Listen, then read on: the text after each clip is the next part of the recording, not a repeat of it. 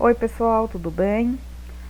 Hoje irei dar continuidade ao capítulo 5. Tentarei ir aí até pelo menos o capítulo 10. Capítulo 6. Desviei o olhar do padre Dominique para o fantasma da garota e voltei a olhar para ele. Finalmente consegui balbuciar. O senhor consegue vê-la? Ele fez que sim.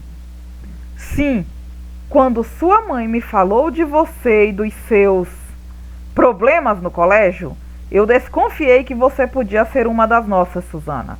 Mas não tinha certeza, naturalmente, e por isto nada disse. Muito embora o nome Simon, como você deve saber, venha da palavra hebraica que quer dizer ouvinte atento. Algo que você naturalmente deve ser também, como mediadora. Eu mal conseguia ouvi-lo. Ainda precisava me acostumar ao fato de finalmente ter encontrado outro mediador, depois de todos aqueles anos. Então é por isso que não há espíritos de indígenas por aqui? Disse eu praticamente gritando. O senhor cuidou deles? Minha nossa, eu estava tentando imaginar o que havia acontecido com eles. Esperava encontrar centenas. Padre Dominique abaixou a cabeça modestamente e disse: Bem, não eram centenas, exatamente. Mas quando cheguei aqui, havia mesmo uma boa quantidade. Mas não era nada no fundo. Apenas cumpri o meu dever, fazendo uso do dom celestial que recebi de Deus. Eu fiz cara de espanto. É isto que permite conseguir essas coisas? Pensei. Mas é claro que se trata de um dom que recebemos de Deus. Padre Dominique me olhava com aquele tipo de piedade que os fiéis sempre demonstram conosco, pobres e patéticas criaturas cheias de dúvidas. De onde mais você acha que poderia vir? Não sei. De certa forma, eu sempre quis ter uma conversa com o responsável, entende? Pois se pudesse escolher, eu preferiria, de longe, não ter sido abençoada com este dom. Padre Dominique pareceu surpreso. Mas por que, Susana? Só serve para me criar problemas. O senhor tem ideia de quantas horas eu já passei em consultórios de psiquiatras? Minha mãe está convencida de que eu sou completamente esquizofrênica. Sim, concordou Padre Dominique pensativo. Compreendo que um dom milagroso como o seu possa ser considerado por uma pessoa leiga como, digamos, incomum. Incomum? O senhor está brincando comigo. Reconheço que aqui na missão eu posso contar com uma proteção, admitiu o Padre Dominique. Nunca me ocorreu que deve ser exatamente difícil para vocês que estão, bem, na linha de frente, por assim dizer, sem um efetivo apoio eclesiástico. Vocês? Fiz eu levantando as sobrancelhas. O senhor está dizendo que não somos só nós dois? Ele pareceu surpreso. Bem, eu presumi, certamente que não somos só nós dois. Não é possível que sejamos os últimos. Não, certamente há outros. Desculpem-me, interrompeu o fantasma, olhando com sarcasmo. Será que se importavam de me dizer o que está acontecendo? Quem é esta perua? É ela que vai tomar o meu lugar? Ei, veja como fala, retruquei fulminando-a com os olhos. Você está na presença de um padre. Ela sorriu com escárnio para mim. É mesmo, é? E eu não sei o que ele é um padre. Ele passou a semana inteira tentando se livrar de mim. Eu olhei para o Padre Dominique com ar de surpresa. E ele disse embaraçado. Bem, é que a Heather está sendo um tanto obstinada. Se está pensando, interferiu Heather com sua vozinha ranhenta, que eu vou ficar aqui, de braços cruzados, deixando que você entregue o meu armário a esta perua? Se me chamar de vagabunda mais uma vez, coisinha, vai passar o resto da eternidade dentro deste seu armário. avisei. Heather me olhou sem a mais leve sombra de medo. Perua, disse então, esticando bem a palavra. Eu a acertei tão rápido que ela nem viu meu punho chegando. Foi um murro tão forte que ela saiu rolando pelos armários enfileirados, fazendo moça nas portas. Foi cair de cara lá adiante no piso de pedras, mas um segundo depois já estava de pé novamente. Eu esperava que ela revidasse, mas em vez disso, Heather deu um gemido e saiu correndo pelo corredor. Não é de nada, falei mais para mim mesma. Claro que ela voltaria. Eu apenas a havia assustado. Ela voltaria. Mas provavelmente, quando voltasse a vê-la, ela teria de adotar uma atitude ligeiramente diferente. Livre da Heather, eu soprei a junta dos dedos.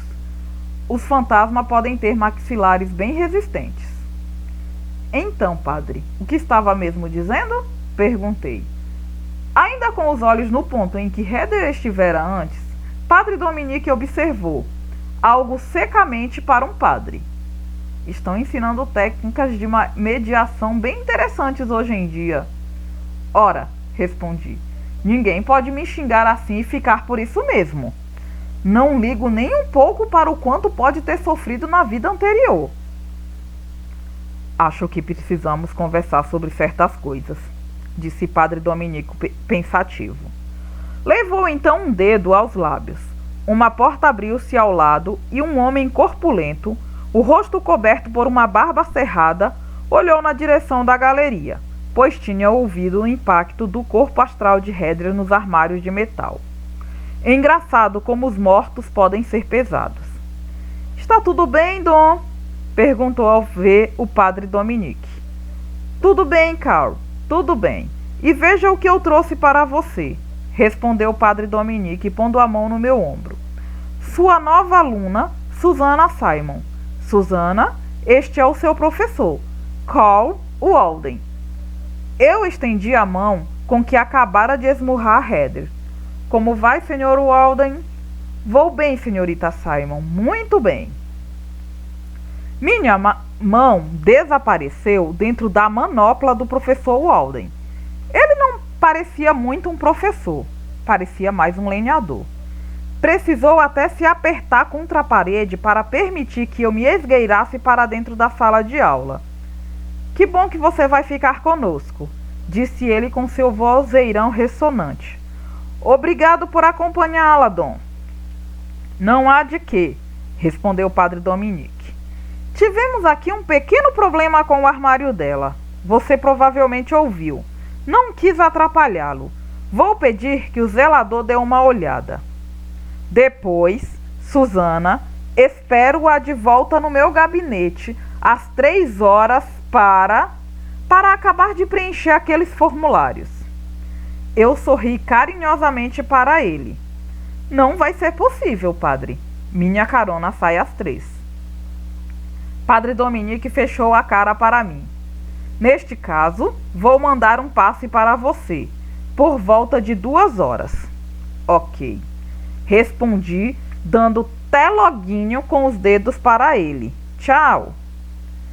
Tenho a impressão de que na costa oeste não se dá teloguinho para o diretor, nem se diz tchau para ele, pois quando me virei na direção dos meus novos colegas de turma, estavam todos me olhando de boca aberta.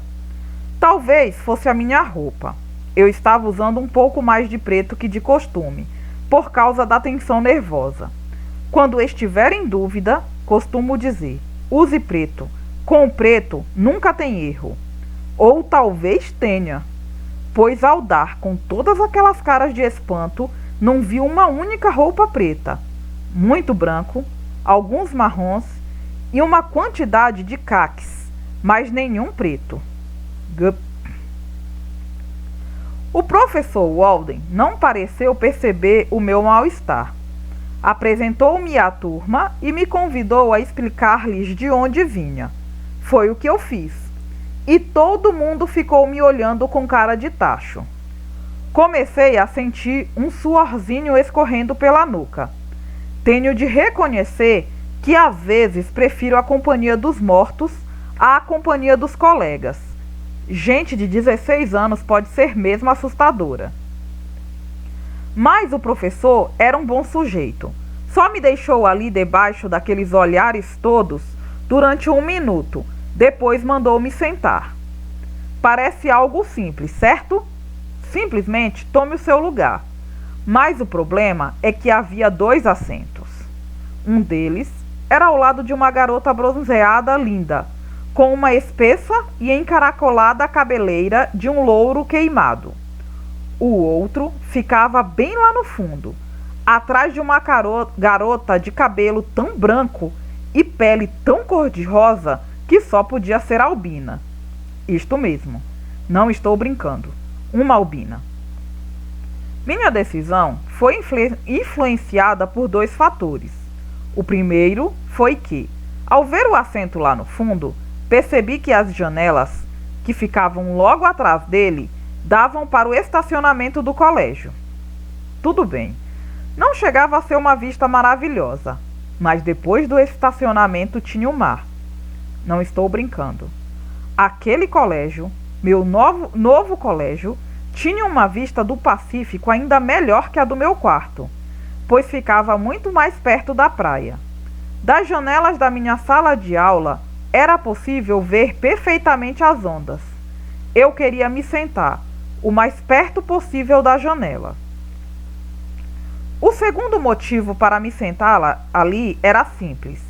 Não queria ficar do lado da garota bronzeada e fazer a garota albina pensar que não queria ficar perto de alguém com aparência tão esquisita. Bobagem, não é mesmo? Como se ela estivesse dando alguma importância para o que eu fazia. Mas eu nem hesitei. Vi o mar, vi a garota albina e lá fui eu. Assim que me sentei, claro, uma outra garota deu uma risadinha e sussurrou baixinho, mas de forma perfeitamente audível. Caramba, foi sentar logo perto da esquisita. Eu olhei para ela. Tinha uma cabeleira impecável e olhos impecavelmente pintados. E disse, sem me preocupar em falar baixinho: desculpe, você sofre de Tourette? O professor voltara-se para escrever alguma coisa no quadro negro, mas se deteve ao ouvir minha voz. Todos se voltaram em minha direção, inclusive a garota que tinha feito o comentário. O quê? Fez ela, apertando os olhos. Síndrome de Tourette, continuei. É uma doença neurológica que faz as pessoas dizerem coisas que não querem dizer. Você tem isso? O rosto da guria começava a ficar vermelho. Não. Ah, então estava mesmo sendo grosseira de propósito. Eu não estava chamando você de esquisita, justificou-se ela rapidamente. Sei perfeitamente, prossegui. Por isto é que depois da aula vou quebrar apenas um dedo seu, e não todos eles. Ela se virou rapidinho para a frente, e eu sentei no meu lugar. Não sei o que todo mundo começou a cochichar depois disso, mas pude ver que a cabeça da albina, perfeitamente visível por baixo do branco dos seus cabelos, tornara-se roxa. Tão sem graça ela havia ficado. O professor teve que mandar que todos se comportassem, e como foi ignorado, deu um murro na mesa e foi avisando que se tínhamos tanta coisa a dizer, poderíamos dizer numa redação de 1000 palavras sobre a Batalha de Blandesburgo na Guerra de 1812, espaço duplo, na mesa dele, amanhã cedinho. Puxa vida, ainda bem que eu não estava no colégio para fazer amigos. Mas no fim das contas, eu fiz amigos sim. Não que eu fizesse força. Eu nem queria mesmo. Já tenho amigos suficientes lá no Brooklyn. Tenho a Dina, a melhor amiga que alguém poderia ter. Não precisava de mais amigos. E não achava realmente que alguém aqui fosse gostar de mim. Muito menos depois de terem sido obrigados a fazer uma redação de 1000 palavras por causa do que aconteceu depois que eu cheguei. e muito menos ainda depois do que aconteceu quando fomos informados de que tinha chegado a hora do segundo período. A academia da missão não tinha sirene. Nós trocávamos de sala de hora em hora e tínhamos 5 minutos para chegar ao destino. Mal o professor Walden nos dispensou, a menina Albina virou-se na cadeira e me perguntou, com os olhos brilhando de raiva por trás das lentes de cor dos óculos: "E agora, por acaso espera que te agradeça pelo que você disse para Debbie?" "Por mim, você não tem que agradecer coisa nenhuma", respondi, levantando-me. Ela também se levantou. "Mas foi por isto que você fez aquilo, não foi? Defendendo a Albina? Por acaso sentiu pena de mim?" "Eu fiz aquilo porque a Debbie é uma mala", disse eu, dobrando a capa no braço. Vi que os cantos dos seus lábios se repuxavam. Debbie agarrara os livros e praticamente correra em direção à porta no exato instante em que o professor Walden nos dispensara. Ela e um bando de outras garotas, entre as quais a bonitinha bronzeada, que também tinha um assento vazio ao lado, estavam cochichando e me lançando olhares fulminantes por cima de seus suéteres Ralph Lauren. Dava para ver que a garota Albina ficou com vontade de rir quando eu chamei a Debbie de mala, mas ficou firme. Disse então, toda cheia de orgulho: "Posso perfeitamente me defender sozinha, viu? Não preciso de sua ajuda, Nova York." Eu dei de ombros. "Tudo bem por mim, Carmel." Desta vez, ela não conseguiu deixar de sorrir. Ao fazê-lo, mostrou uma fieira de aparelhos dentários que reluziam tanto quanto o mar lá fora. "Cici", disse ela. "O que é Cici?" "Meu nome, sou a Cici", completou, estendendo a mão branca feito neve, com as unhas pintadas de laranja chocante. "Bem-vinda à Academia da Missão." Às 9 horas, o professor Walden já nos havia dispensado. 2 minutos depois, Cici já tinha me apresentado a 20 outras pessoas. E quase todas vieram trotando atrás de mim a caminho da aula seguinte, querendo saber como era morar em Nova York. "Lá é mesmo tão, quis saber uma garota sem graçona, toda ansiosa na busca da palavra exata para exprimir o que desejava. "Tão metrópole, como dizem?" Essas garotas, talvez nem precise dizer, não eram as tipicamente classudas. Não demorou para eu ver que não se davam com a lindinha bronzeada e com a garota cujos dedos eu ameaçara quebrar, que eram as arrumadérrimas, com seus suéteres e suas saias caque.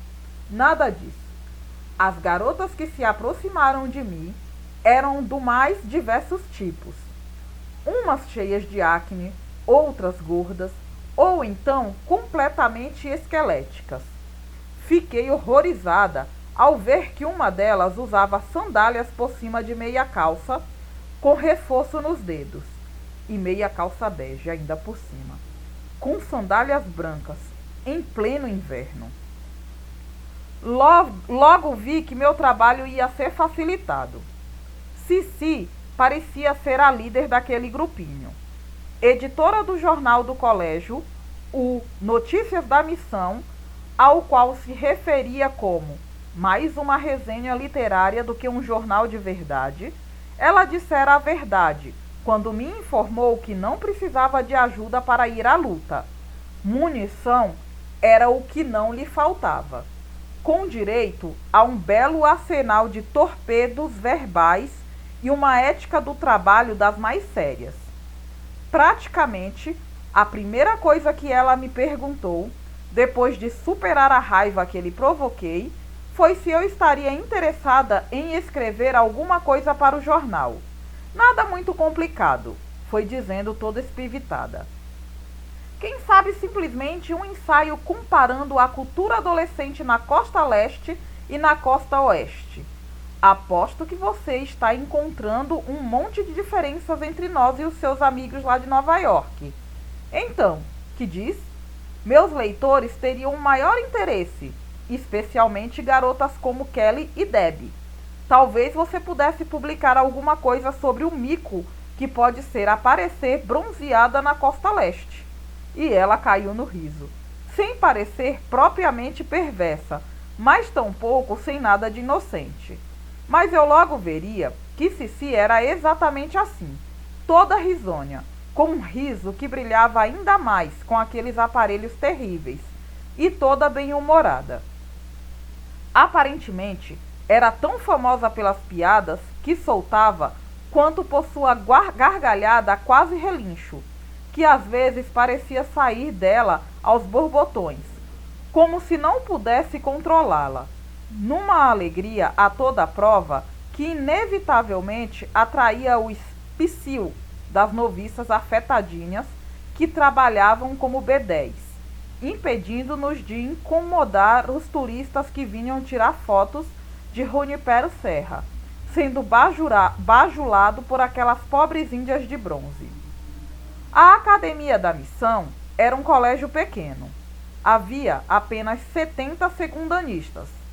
Adorei que o Dunga e eu tivéssemos horários diferentes, pois assim, o único período que tínhamos em comum era o do almoço. O almoço, por sinal, acontecia no pátio da escola, que ficava de um dos lados do estacionamento. Um enorme playground gramado dando para o mar, com os veteranos comendo nas mesmas mesas que os calouros e gaivotas mergulhando na direção de quem fizesse a besteira de lhes atirar uma batata frita. Posso dizer porque fiz a experiência. A irmã Ernestine, a mesma que tinha sido chamada de baranga pelo Adam, que afinal foi parar na minha classe de estudos sociais, veio na minha direção e me disse para nunca repetir aquilo. Como se eu não tivesse entendido perfeitamente o recado, no exato momento em que 50 enormes gaivotas grasnantes baixaram do céu num turbilhão e me cercaram, exatamente como faziam os pombos na Praça Washington, quando alguém fazia a besteira de atirar no chão um pedacinho de biscoito. Seja como for, Soneca e Mestre também tinham o mesmo horário de almoço que eu. Era o único momento em que eu via algum dos Arkema no colégio. Era interessante observá-los em seu ambiente. Fiquei feliz de ver que eu havia acertado em minha análise do temperamento deles. Mestre vivia cercado de um bando de garotos com cara de nerds, a maioria usando óculos e teclando seus laptops no colo. Dunga vivia com os descolados, e ao redor deles estavam sempre flutuando, mais ou menos como as gaivotas tinham flutuado em volta de mim, as garotas bonitinhas e bronzeadas da turma, inclusive aquela ao lado da qual eu evitara sentar. A conversa deles parece que girava em torno do que haviam ganho no Natal, pois era o primeiro dia de volta das férias de inverno, e de quem havia quebrado mais costelas esquiando em Tarrui. Soneca talvez fosse o mais interessante. Não que ele tivesse acordado, isso não, céus. Mas ficou sentado numa das mesas de piquenique, com os olhos fechados e o rosto voltado para o sol. Como isto eu posso ver em casa, não foi o que me interessou. Não. O que me interessou foi o que estava acontecendo ao lado do Soneca. E era simplesmente um garoto incrivelmente lindo que só fazia ficar olhando bem em frente, com uma expressão de arrasadora tristeza. De vez em quando passavam umas garotas. Sempre passam umas garotas quando há um lindão por perto. E davam um alô para ele. Ele então afastava o olhar do mar, que era para onde estava olhando, e dizia oi, para em seguida voltar a olhar para aquelas ondas hipnóticas. Fiquei pensando que Soneca e seu amigo bem que podiam ser chegados a puxar um fumo. Isto explicaria muita coisa sobre o Soneca. Mas quando perguntei a Cici se sabia quem era o cara e se tinha algum problema com drogas, ela respondeu: Ah, é o Bryce Martinson. não tem nada a ver com drogas. Está só triste porque a namorada dele morreu nas férias. É mesmo? Fiz eu, mastigando o lanche que havia trazido, pois a merenda na academia da missão não deixa muito a desejar. Dava para entender porque tantos alunos traziam lanche de casa. A merenda tinha sido cachorro-quente. Isso mesmo, cachorro-quente. Mas como ela morreu? Meteu uma bala na cabeça, interferiu Adam, o cara que estava no gabinete do diretor, e que ia passando. Ele estava comendo Cheetos de um saco gigante que acabara de tirar de sua mochila de couro. Uma mochila Louis Vuitton, diga-se de passagem. Esfacelou a parte traseira do crânio. Uma das garotas sem graçonas virou-se ouvindo isto e comentou: Nossa Senhora, Adam, como pode ser tão frio? Adam deu de ombros. E daí? Eu não gostava mesmo dela quando estava viva. Não vou dizer agora que gostava dela, só porque morreu. No fundo, se alguma coisa mudou, é que posso estar odiando ela ainda mais. Estão dizendo que vamos todos ter de percorrer a Via Crucis na quarta-feira por causa dela. Exatamente, retrucou Cici enojada. Temos de rezar por sua alma, porque ela se matou, e agora terá de arder no fogo dos infernos por toda a eternidade.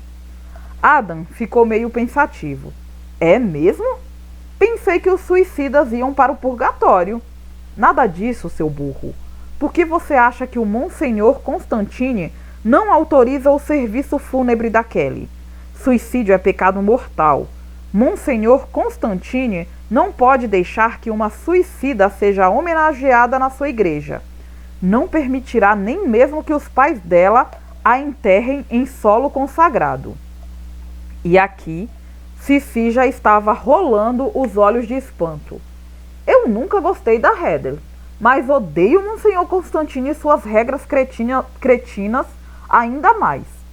Estou pensando em escrever um artigo sobre isto e dar o título de O Pai, o Filho e o Hipócrita Santo. As outras garotas soltaram um risinho nervoso. Esperei até elas pararem e perguntei: por que será que ela se matou? Adam fez um ar de tédio. Por causa do Bryce, claro. Ele acabou com ela. Uma garota negra, bonitinha, chamada Bernadette, que com seu 1,80 m era mais alta que todo mundo ali, inclinou-se para a frente e sussurrou. Ouvi dizer que ele terminou com ela no shopping. Dá para acreditar? Uma outra menina disse: Isso mesmo, na véspera de Natal. Eles estavam fazendo as compras de Natal juntos e ela mostrou um anel de diamante na vitrine da Bergdorf e disse: Quero este. E aí aposto que ele entrou em pânico. Sabe como é? Era um anel de noivado. E rompeu com ela ali mesmo, na hora. E por causa disso, ela foi para casa e deu um tiro na cabeça? Insisti, achando aquela história toda muito esquisita. Quando perguntei a Cici onde todo mundo almoçaria, se por acaso chovesse, que Deus nos livre, ela explicou que todo mundo tinha de ficar sentado na sala de aula para comer lá mesmo, e que as freiras traziam jogos de tabuleiro para todo mundo se distrair. Eu fiquei me perguntando se aquela história, como a história dos almoços em dia de chuva, era uma invenção. Cici era o tipo de guria que sentia um frisson em contar uma mentirinha para a aluna nova. Não por maldade, só para se divertir um pouco. Não imediatamente, explicou Cici. Ela ainda tentou convencê-lo a voltar com ela durante um tempo. Passou a telefonar para ele de 10 em 10 minutos, até sua mãe lhe dizer para não telefonar mais. Aí ela começou a mandar-lhes cartas, dizendo o que ia fazer. Já sabe que ia se matar, se ele não voltasse com ela. Como ele não respondeu, ela pegou o ponto 44 do pai, foi de carro até a casa do Bryce e tocou a campainha. Adam passou então a contar o resto da história, o que significava provavelmente que ia haver sangue. Isso mesmo, Levantou-se ele para fazer a cena usando um chito como revólver. Os Martisson estavam dando uma festa de Réveillon, de modo que estava todo mundo em casa. Abriram a porta e lá estava aquela guria ensandecida, apontando um revólver para a cabeça. Ela disse que se não a deixassem falar com o Bryce, ia puxar o gatilho. Mas o Bryce nem estava lá. Tinha sido mandado para Antígua para ver se um pouco de sol e umas ondas ajudavam a melhorar seus nervos em frangalhos. Atalhou Sissi, pois, como vocês sabem, ele está bem no meio da época dos exames, e a última coisa que queria era mais pressão ainda. Adam fulminou-a com os olhos e prosseguiu, segurando o Cheetle contra o crânio. Isso aí, mas foi um erro fatal da parte dos Martinson. Assim que ela ficou sabendo que o Bryce tinha saído do país, puxou o gatilho e arrebentou com a traseira do crânio. E as luzes de Natal que os Martinson tinham espalhado por ali ficaram cheias de pedacinhos de cérebros e outros bichos. Todo mundo, menos eu, deu um gemido ao ouvir esses detalhes. Eu estava pensando em outras coisas. A cadeira vazia na sala de aula, aquela do lado da... como se chama mesmo? Da Kelly, era onde se sentava a garota que morreu, certo? Bernadette fez que sim com a cabeça. Exatamente. Por isso é que achamos tão esquisito quando você simplesmente passou por ela. Era como se você soubesse que era onde a Heather se sentava. Todo mundo ficou pensando que você talvez fosse médium, ou coisa assim. Eu nem me dei ao trabalho de dizer que o motivo pelo qual não tinha sentado na cadeira da Heather não tinha nada a ver com ser médium ou deixar de ser. Na verdade, simplesmente não disse nada. Eu estava pensando, valeu, mãe, ter me dito, porque de repente apareceu uma vaga para mim, quando pouco antes o colégio estava tão superlotado que não cabia nem mais um aluno. Fiquei olhando para o Bryce. Ele ainda estava bronzeado da viagem à Antígua. Estava sentado à mesa de piquenique com os pés sobre o banco, os cotovelos apoiados nos joelhos, olhando fixamente para o Pacífico. Uma leve brisa agitou por um momento seus cabelos de um louro cor de areia. Ele não tem a menor ideia, pensei. Não tem mesmo a menor ideia. Se está pensando que sua vida agora ficou horrível, espere só para ver. Espere só. Capítulo 8. Ele não precisou esperar muito para dizer a verdade. Foi logo depois do almoço que ela veio atrás dele. Não que ele percebesse, claro. Fui eu que imediatamente a vi no meio da multidão, quando todo mundo começou a se encaminhar para os armários. Os fantasmas exalam uma luminosidade que os diferenciam dos vivos. Felizmente, pois caso contrário, muitas vezes eu nem saberia a diferença. Seja como for, lá estava ela fulminando com os olhares de ódio. Sem saber que ela estava ali, as pessoas simplesmente passavam através dela. Eu até que os invejava. Preferia que os fantasmas fossem invisíveis para mim, como são para todo mundo. Sei que se fosse assim, eu não teria desfrutado da companhia do meu pai durante esses últimos anos, mas também não estaria ali agora sabendo que a Heather estava para fazer algo terrível. Não que eu soubesse o que ela estava pretendendo fazer com ele. Os fantasmas podem ser bem mauzinhos quando querem. Aquele lance do Jesse com o espelho não era nada. Já houve casos de me atirarem objetos com tanta força que, se eu não tivesse me abaixado, também estaria hoje no mundo dos espíritos. Já sofri concussões e ossos quebrados, não sei quantas vezes. Minha mãe acha que eu atraio acidentes. É isso aí, mãe, isso mesmo. Quebrei o pulso caindo da escada. E caí da escada porque o fantasma de um conquistador espanhol de 300 anos me empurrou. Mas bastou eu ver a Heather para entender que ela estava com intenções nada boas. E eu não chegar a esta conclusão baseada no nosso encontro prévio. Não, senhor. Apenas acompanhei o olhar da falecida e vi que não era exatamente para Bryce que ela estava olhando. O que atraíra sua atenção fora um dos caibros da parte da galeria por onde o Bryce estava passando. E dali onde estava, eu vi que a madeira estava começando a tremer. Mas não em toda a extensão da galeria. Claro que não. Era só uma peça que estava tremendo, daquelas bem pesadas. Exatamente a peça que se encontrava acima da cabeça do Bryce. Eu agi sem pensar. Joguei-me contra o Bryce com toda a força e ambos voamos juntos, o que veio exatamente a calhar, pois ainda estávamos rolando no chão quando eu ouvi uma enorme explosão. Abaixei a cabeça para proteger os olhos, de modo que não pude ver quando a peça de madeira explodiu, mas ouvi e também senti. As lascas de madeira doeram a beça, ainda bem que eu estava usando calças de lã. O Bryce estava tão quietinho debaixo de mim que eu não pensei que um pedaço mais pesado da madeira podia tê-lo atingido entre os lobos frontais ou algo assim. Mas quando afastei meu rosto do seu peito, eu vi que ele estava bem. Estava apenas de olho grudado, aterrorizado, na tábua de mais de 25 centímetros de largura e quase 70 centímetros de comprimento que viera aterrissar a poucos metros de nós dois. Por toda a parte ao nosso redor estavam espalhados pedaços de madeira.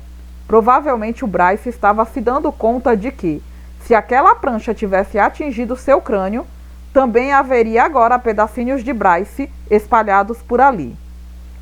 Dá licença, disse a voz assustada do padre Dominique, que logo vi abrir do caminho pela multidão apavorada que se juntava ali.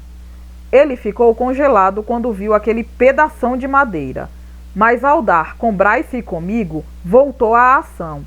Deus do céu! Exclamou, acorrendo a nós. Vocês estão bem, crianças? Susana, você se feriu? Bryce? Lentamente, eu fui me sentando. Eu já tinha me acostumado a me apalpar para ver se algum osso estava quebrado. E acabei descobrindo, ao longo dos anos, que quanto mais lentamente a gente se reerguer, mais chances terá de descobrir o que está quebrado.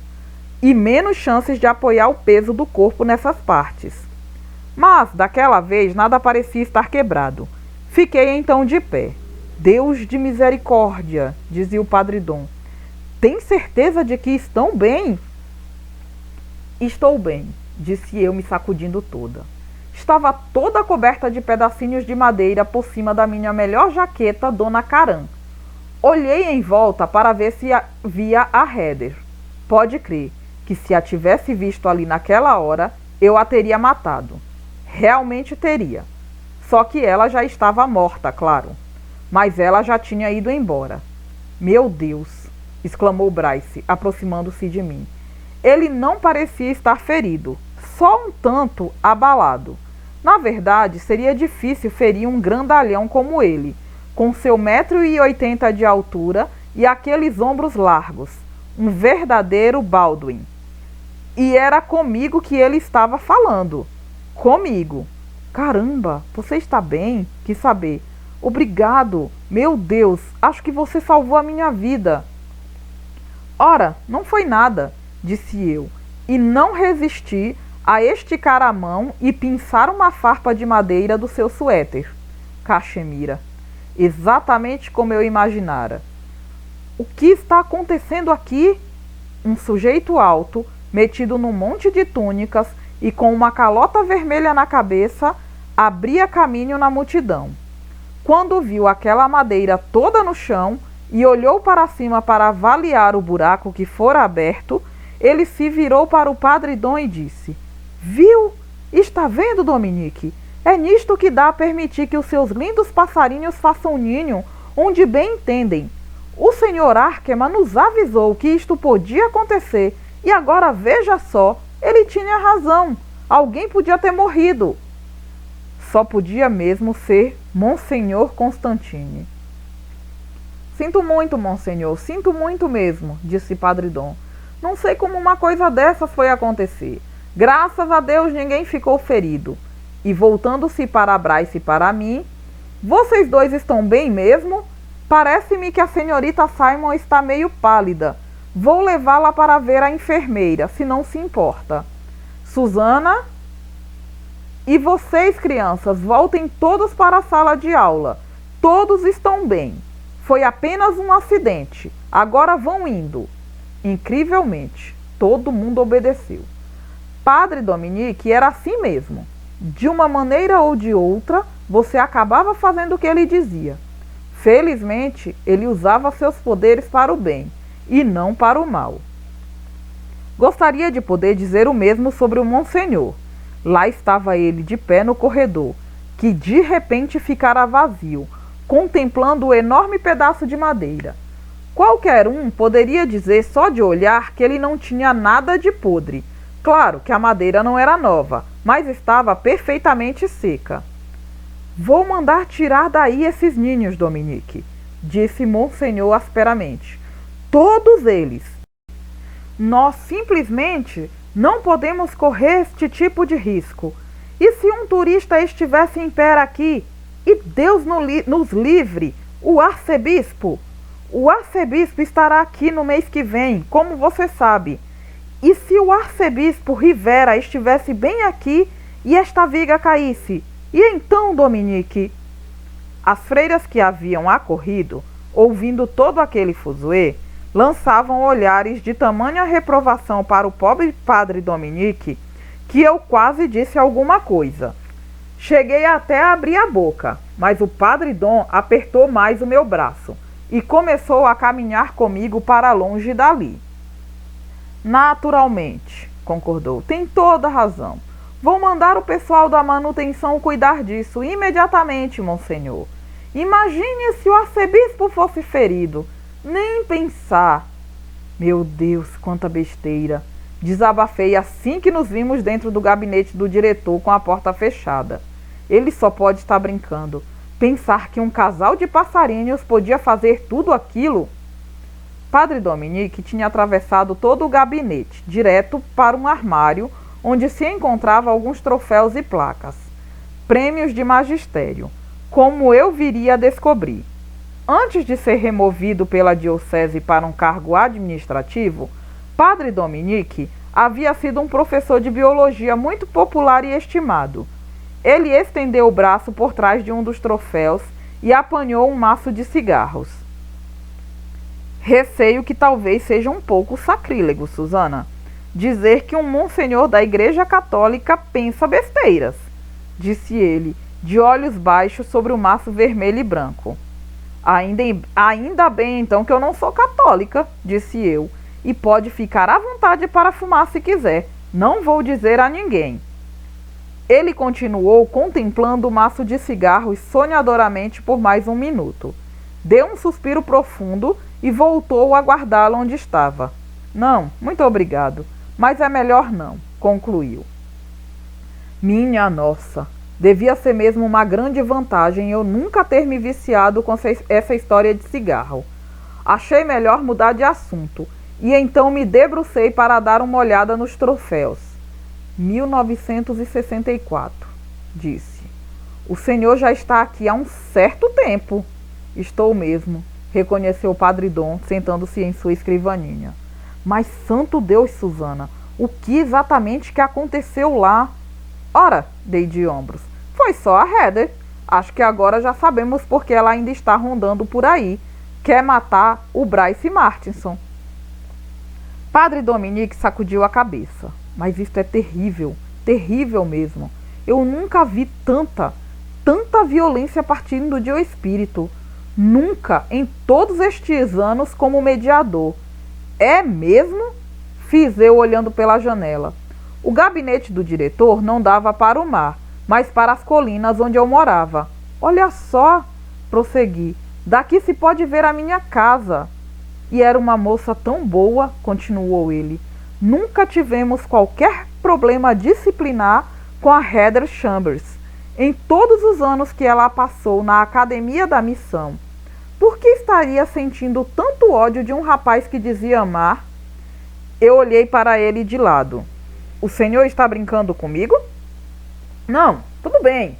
Eu sei que eles tinham acabado o namoro, mas emoções tão violentas, essa fúria assassina a que ela se entregou é tão inusitado. Eu balancei a cabeça. Olha, eu sei que o senhor fez voto de castidade e tudo isso, mas o senhor nunca se apaixonou? Não sabe como é? Aquele cara passou ela para trás. Ela achava que eles iam se casar. Sei que parece bobagem. Ainda mais que ela só tinha... Quantos anos mesmo? 16? Ainda assim, ele simplesmente botou ela no chinelo. Se isso não é suficiente para levar uma garota a um acesso de fúria assassina, ele me olhava pensativo. Você parece estar falando por experiência própria. Quem? Eu? Absolutamente. Isto é, já gostei de uns caras e tal, mas não posso dizer que algum deles tenha correspondido, o que lamento muito. Ainda assim, posso imaginar como a Heather deve ter se sentido quando ele acabou com ela. Com vontade de se matar, suponho, disse Padre Dominique. Exatamente. Mas se matar, acabou não sendo suficiente. Ela não vai ficar satisfeita enquanto não o levar com ela. Isso é terrível, disse Padre Dominique. Realmente terrível. Eu conversei com ela até acabar a saliva, mas ela não ouve. E agora, no primeiro dia de aula, acontece isso. Vou ter que recomendar que esse rapaz fique em casa até que tudo seja resolvido. Eu achei graça. E como é que o senhor vai fazer isso? Vai dizer a ele que sua namorada morta está tentando matá-lo? Aposto que Monsenhor adoraria. Em absoluto, respondeu Padre Dom, abrindo uma gaveta e começando a remexer nela. Com um mínimo de engenhosidade, podemos conseguir uma boa semana ou duas para ele em casa. Mas o que é isto? Exclamei lívida. O senhor vai envenená-lo? Pensei que o senhor fosse um padre. Esse tipo de coisa não é proibido? Envenenar? Não, não, Susana. Vou infestá-lo com lêndias. A enfermeira examina a cabeça dos alunos uma vez por semestre em busca de piolhos. Apenas vou dar um jeito para que o jovem Sr. Martinson apresente um caso bem adiantado de infestação. Oh, meu Deus, berrei. Que horror! O senhor não pode encher a cabeça dele de piolhos. Padre Dominique levantou os olhos da gaveta. E por que não? Servirá perfeitamente para o que precisamos. Mantê-lo longe do perigo por tempo suficiente para que você e eu possamos convencer a senhorita Chambers e... O senhor não pode encher a cabeça dele de piolhos. Repeti, talvez com mais veemência que necessário. Nem sei porque eu estava tão contra a ideia, só que bem. Ele tinha um cabelo tão bonito. Eu tinha dado uma sacada legal quando estávamos lá jogados no chão juntos. Era um cabelo macio e encaracolado. O tipo de cabelo bom para ficar passando os dedos. A simples ideia de insetos rastejando por ali embrulhava meu estômago. Como era mesmo aquela canção? Você me olhou nos olhos e eu fui ficando. Passei a mão nos seus cabelos e um piolho mordeu meu dedo. Puxa vida, eu disse, sentando no tampo da escrivaninha. Guarda os piolhos, tá bem? Deixa que eu cuido da Heather. O senhor disse que estava falando com ela há quanto tempo? Uma semana? Desde o ano novo, respondeu o Padre Dominique. Exatamente. Foi quando ela apareceu aqui pela primeira vez. Agora entendo que ela só estava esperando que Bryce voltasse. Ok, então deixa que eu cuido disso. Talvez ela só esteja precisando de uma conversa entre garotas. Não sei, fez Padre Dominique olhando-me meio de soslaio. Fico achando que você tem uma certa tendência para... Bem, para tentar resolver as coisas um tanto fisicamente. O mediador deve desempenhar um papel não violento, Susana. Você deve ser alguém que ajuda os espíritos perturbados, em vez de machucá-los. Alô? Alô? O senhor por acaso não estava lá fora ainda há pouquinho? Acha que eu podia simplesmente ficar ali e convencer aquela viga a não esmagar o crânio do Bryce? Claro que não. Só estou querendo dizer que se você tentasse demonstrar um pouco de compaixão...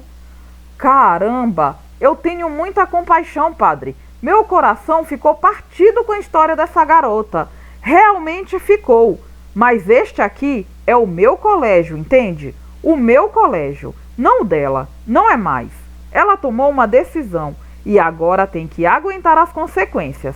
E eu não vou permitir que ela leve o Bryce ou quem quer que seja com ela.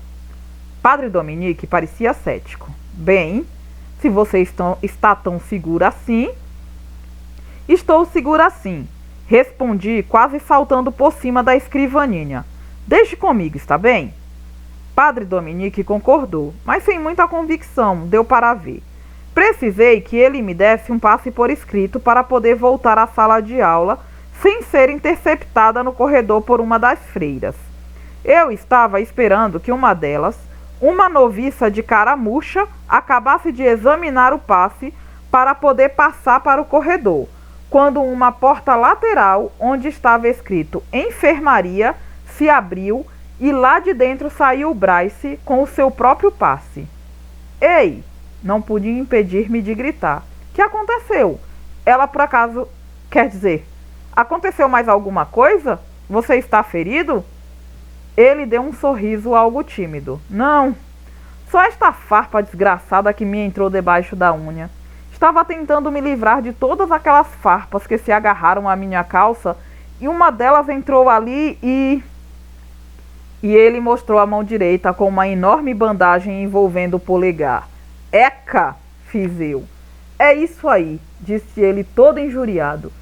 E ainda por cima ela usou mercúrio-cromo. Odeio esse troço. Cara, disse eu, foi mesmo um dia de cão para você. Nem tanto assim, respondeu ele baixando o polegar. Pelo menos não foi tão ruim quanto teria sido se você não estivesse lá. Se não fosse você, eu estaria morto. Ele percebeu que eu havia saído da sala do diretor e perguntou: algum problema? Não, respondi. Padre Dominique só queria que eu preenchesse uns formulários. Sou nova aqui, você sabe?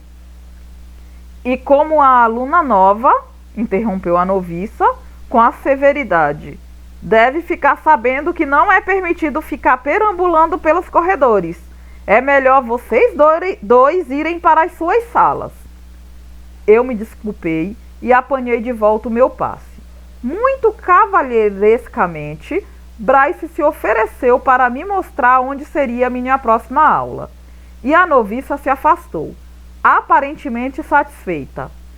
Quando já se havia distanciado o bastante para não poder mais ouvir o que dizíamos, Bryce disse: você é a Suzy, certo? O Jake me falou de você. Você é a meia-irmã dele que chegou de Nova York. Exatamente, respondi. E você é o Bryce Martinson. Ah, o Jake falou de mim? Eu quase dei uma risada só de pensar no Soneca falando alguma coisa. E expliquei. Não, não foi o Jake. Ele fez um tão decepcionado que quase senti pena dele. Aposto que as pessoas devem estar falando de mim, não? Um pouco, arrisquei. Sinto muito pelo que aconteceu com a sua namorada. Eu também, pode acreditar. Disse ele sem aparentar ter ficado aborrecido, porque eu mencionara o assunto. Eu nem queria voltar aqui depois, você sabe. Tentei me transferir, mas não tinha vaga. Nem a escola pública quis me receber. É muito difícil conseguir transferência faltando só um semestre. Eu não teria voltado de jeito nenhum. Só que, bem, você sabe, as faculdades só te aceitam quando você já concluiu o 2º grau. Eu achei graça. Já ouvi falar. Seja como for. Bryce percebeu que eu estava segurando meu casaco. E realmente eu estivera carregando o dia inteiro, já que não consegui usar o meu armário, cuja porta não se abria por ter ficado muito amassada com o impacto do corpo astral da Heather. Então ele perguntou: quer que eu leve para você? Fiquei tão apatetada com tanta gentileza que sem nem pensar fui dizendo que sim e entregando o casaco. Ele o apanhou dobrado num dos braços e disse: quer dizer então que todo mundo deve estar me culpando pelo que aconteceu a Heather. Não creio, respondi. No máximo, as pessoas estão culpando a Heather pelo que aconteceu com ela. Sei, disse Bryce, mas estou querendo dizer que fui eu que a levei a isto, sabe? O problema é este. Se eu não tivesse rompido com ela... Você se tem mesmo em muita alta conta, não é? Ele foi apanhado de surpresa. Como? Bem, o fato de você deduzir que ela se matou porque você rompeu com ela. Não acho que ela tenha se matado por isto. Ela se matou porque estava doente. E você não tinha nada a ver com o fato de ela estar assim. O fato de você ter terminado com ela pode ter sido a gota d'água para o colapso final. Mas podia perfeitamente ter sido outro motivo. O divórcio dos pais dela, o fato de ela não ter sido escolhida chefe de torcida, a morte do gato, qualquer coisa. Portanto, não tente ser tão duro consigo mesmo. Tínhamos chegado à porta da minha sala. Acho que era geometria com a irmã Mary Catarine. Virei para ele e peguei de volta o meu casaco. Bom, eu desço aqui. Obrigada pela carona. Ele agarrou uma das mangas do meu casaco.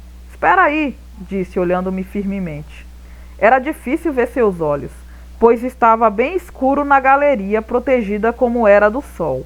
Mas eu lembrava daquele momento em que havíamos caído juntos no chão, que seus olhos eram azuis, de um azul muito lindo. Espera um pouco, disse ele. Deixe-me levá-la para sair hoje à noite, para agradecer por ter salvo a minha vida e tudo mais. Obrigada, respondi, dando uma puxada no meu casaco. Mas já tenho os planos para hoje à noite. Eu só não disse que meus planos envolviam sua pessoa de uma maneira bem íntima. Então amanhã à noite, insistiu ele agarrado ao meu casaco. Olha, eu não tenho permissão para sair à noite em dias de semana, disse eu. Era a maior mentira. À parte, o fato de ter sido levada para casa algumas vezes pela polícia, estava implícito que minha mãe confiava em mim. Se eu quisesse sair à noite num dia de semana, ela deixaria. O fato é que nunca tínhamos falado desse assunto, pois nenhum cara tinha me convidado para sair, fosse em dia de semana ou em qualquer outro. Não que eu seja um horror ou algo assim. Posso não ser nenhuma Cindy Crawford, mas também não sou um bagulho. Acho que no fundo o que acontece é que eu sempre fui considerada meio esquisita em minha antiga escola. É o que costuma acontecer com garotas que ficam falando sozinhas e se metendo com a polícia. Mas não me entendam mal. De vez em quando chegavam caras novos na escola e eles mostravam interesse por mim, mas só até que alguém que me conhecesse passasse a ele as informações. Aí eles passavam a me evitar como se eu fosse uma leprosa. Garotos da costa leste, não sabem de nada. Mas agora eu tinha a oportunidade de começar tudo de novo, com toda uma nova população de caras que não sabiam nada do meu passado. Quer dizer, exceto Soneca e Dunga. Mas duvido que eles fossem dar com a língua nos dentes, pois nenhum dos dois poderia ser considerado muito loquaz, por assim dizer. Seja como for, o fato é que nenhum dos dois havia entrado em contato com Bryce, pois logo em seguida ele insistiu. Então, no fim de semana, o que você vai fazer no sábado à noite? Eu não estava certa de que fosse lá uma ideia tão boa assim me envolver com um cara cuja falecida namorada estava tentando matá-lo. E se ela descobrisse e ficasse ressentida comigo? Eu podia apostar que o padre Dominique não ia achar muito legal eu estar saindo com o Bryce. Mas por outro lado, quantas vezes uma garota como eu é convidada para sair por um cara sensacional como Bryce Martinson? Ok, concordei. No sábado, me pegue às 7. Ele deu um sorriso. Tinha dentes lindos, brancos e regulares. Às 7, confirmou largando meu casaco. Até lá, se não, antes. Até lá, então, disse eu, com a mão na porta da classe de geometria da irmã Mary Catarine. Ah, sim, Bryce. Ele já estava seguindo para a sua sala pela galeria. Sim? Cuidado por onde passa. Acho que ele piscou para mim, mas era difícil dizer na sombra. Capítulo 9. Quando eu entrei no Rambler no fim do dia, Mestre estava todo agitado. Está todo mundo comentando, gritou pulando no assento. Todo mundo viu, você salvou a vida daquele cara. Você salvou a vida do Bryce Martinson. Eu não salvei a vida de ninguém. Retruquei, ajeitando calmamente o espelho retrovisor para dar uma olhada nos cabelos. Joia! O ar salgado definitivamente me faz bem. Salvou sim, eu vi aquela tora de madeira. Se tivesse caído na cabeça dele, estava morto. Você o salvou, Suzy. Pode crer que salvou. Bem, disse eu passando brilho nos lábios. Talvez.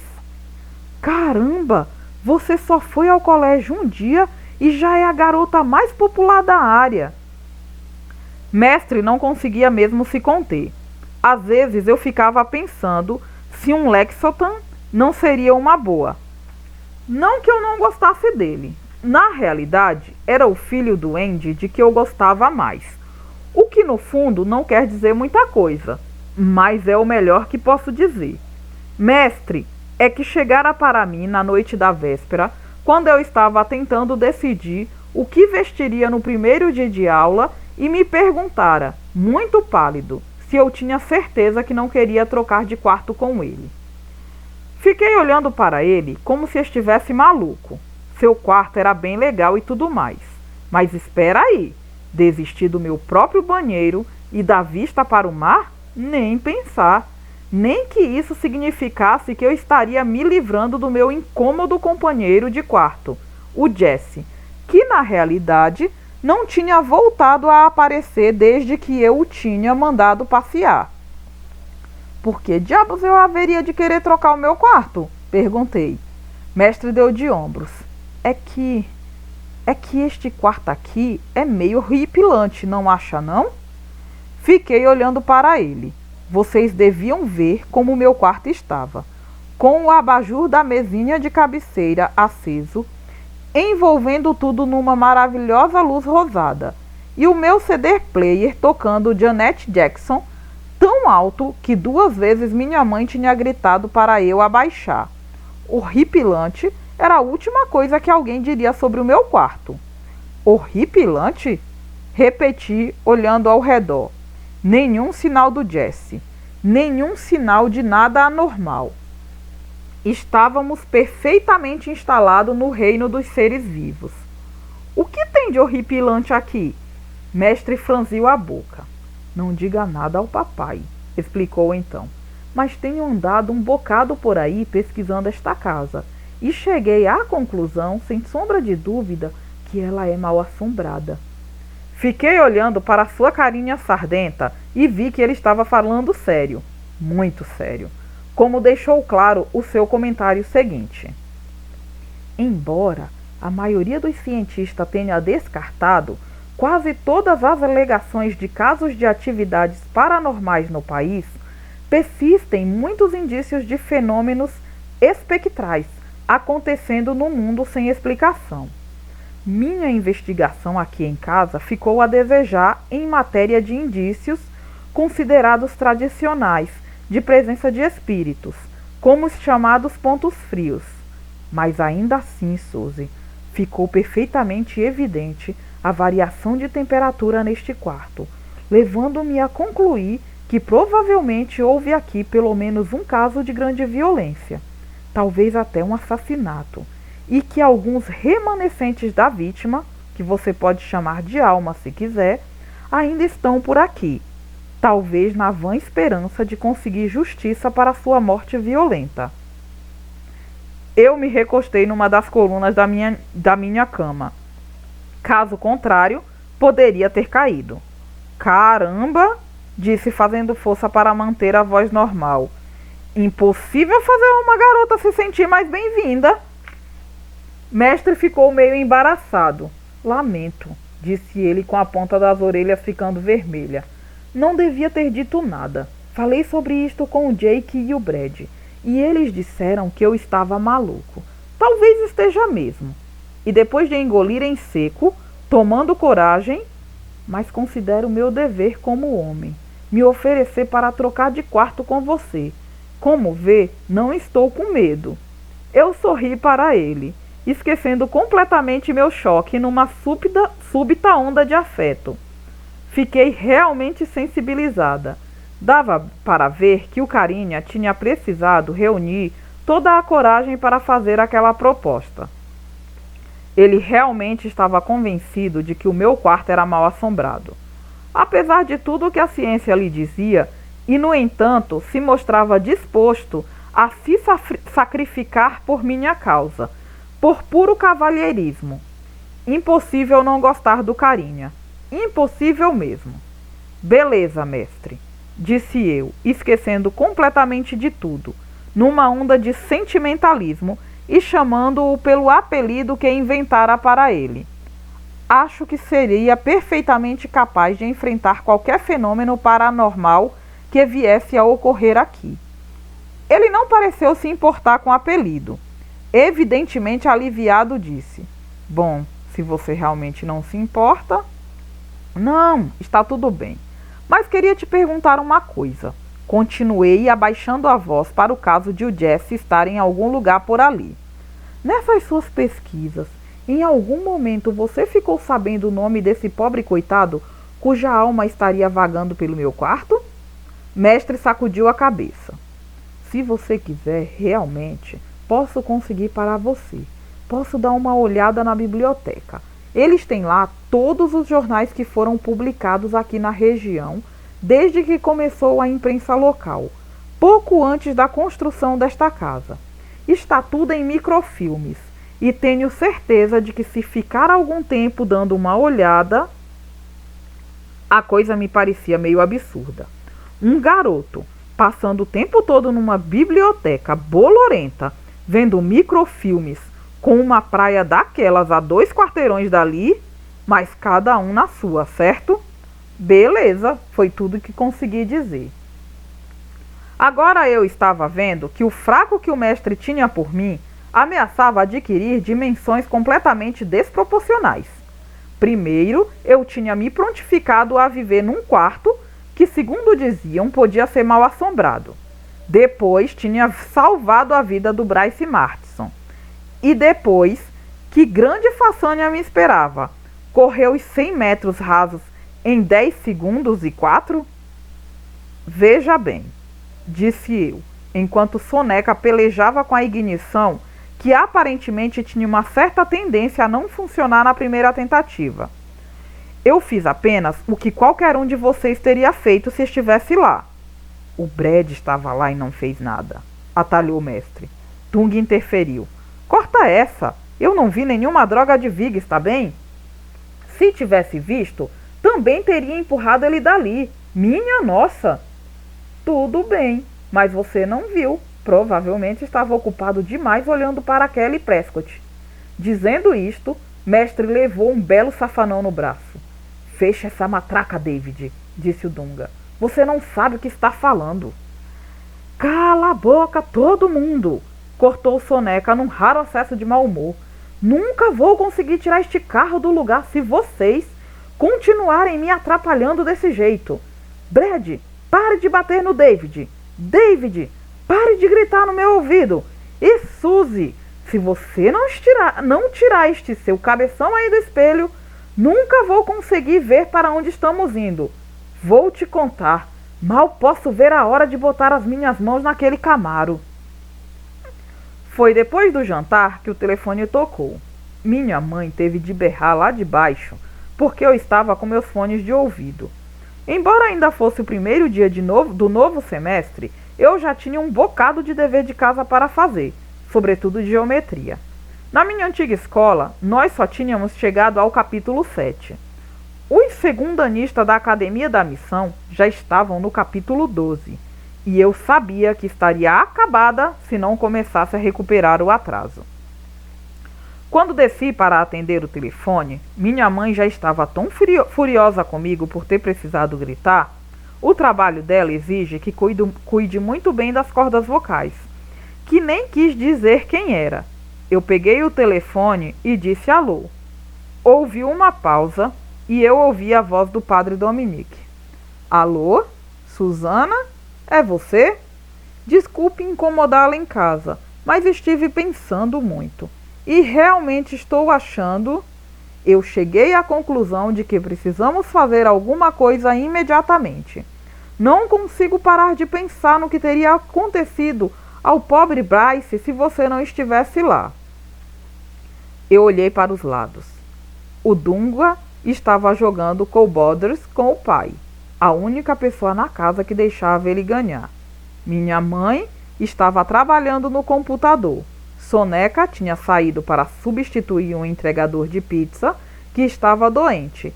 E Mestre estava na mesa da sala de jantar trabalhando num projeto de ciências que só teria de apresentar em abril. Disse eu. Olha só, realmente não vou poder falar agora. Entendo, disse o padre Dom. E não se preocupe. Quem fez a chamada, atendida pela sua mãe, foi uma das noviças. Sua mãe está achando que foi uma nova amiguinha sua da escola. Mas o fato, Susana, é que precisamos fazer alguma coisa. De preferência, esta noite. Olha, respondi, não se preocupe, está tudo sob controle. Padre Dom pareceu surpreso. Está mesmo? Tem certeza? Como? Como você está conseguindo manter a coisa sob controle?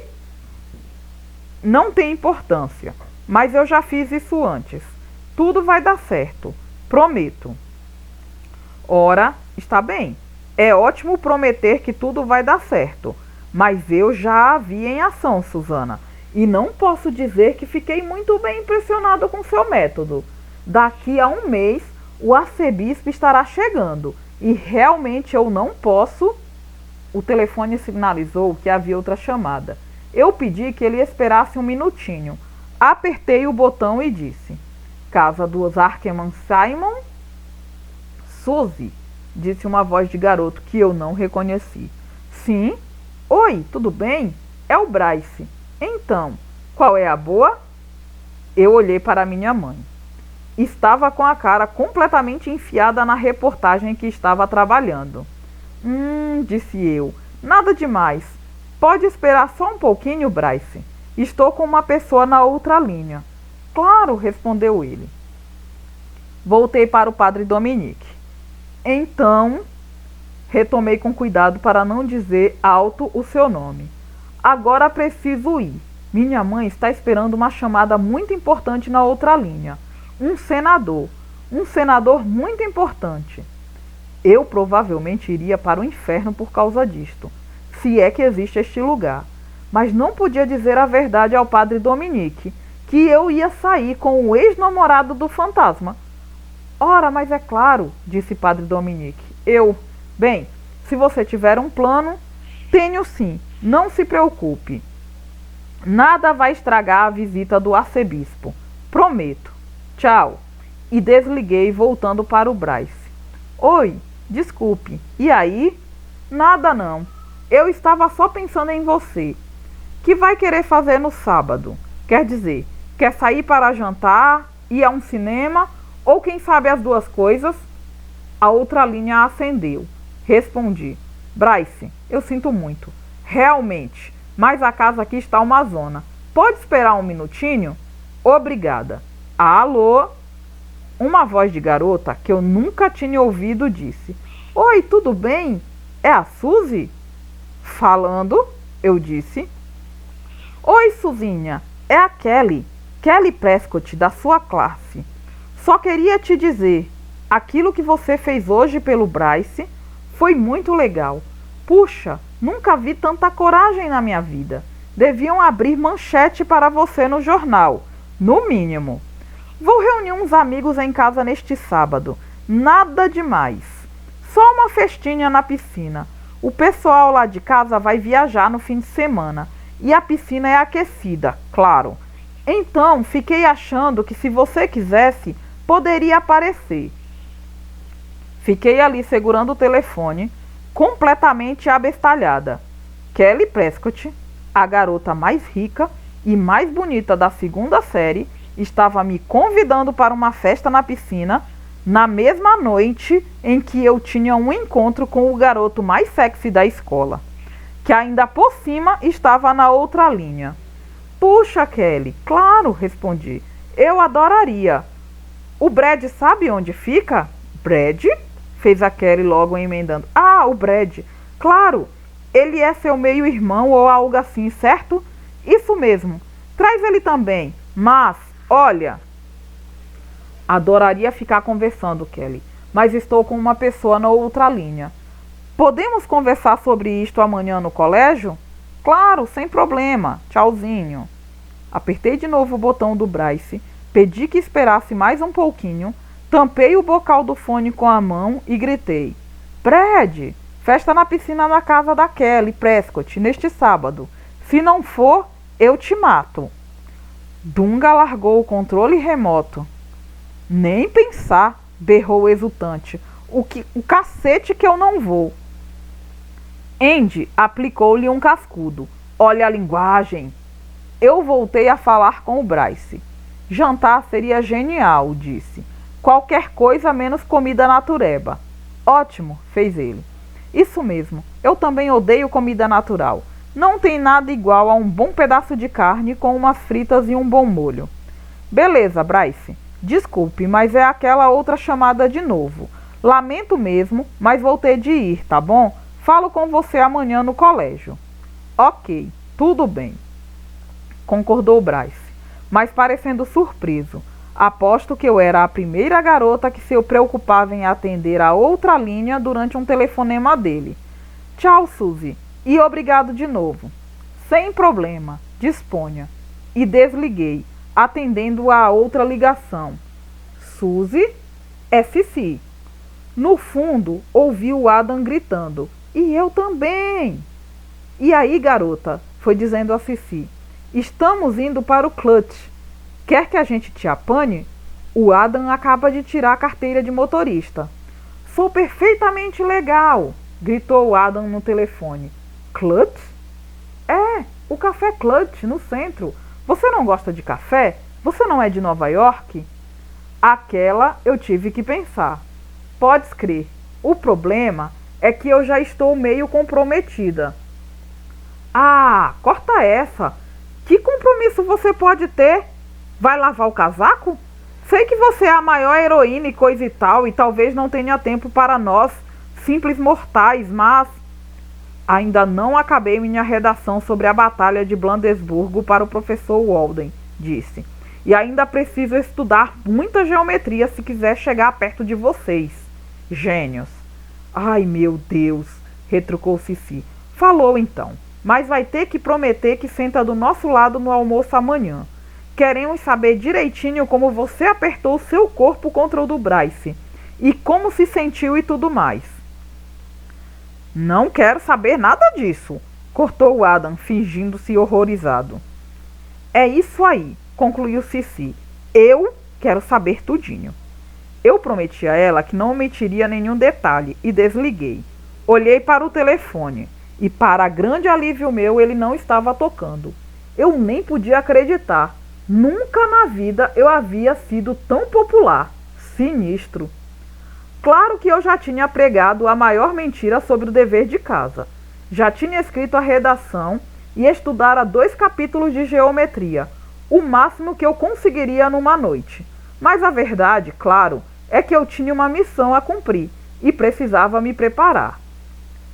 Não é preciso muita coisa para fazer uma mediação. Cruzes e água benta são coisas que podem ser necessárias para matar um vampiro. E posso lhes garantir que nunca na vida encontrei um vampiro. E não foram poucas as horas que eu passei em cemitérios. Mas no caso de fantasmas, basta ter uma boa lábia.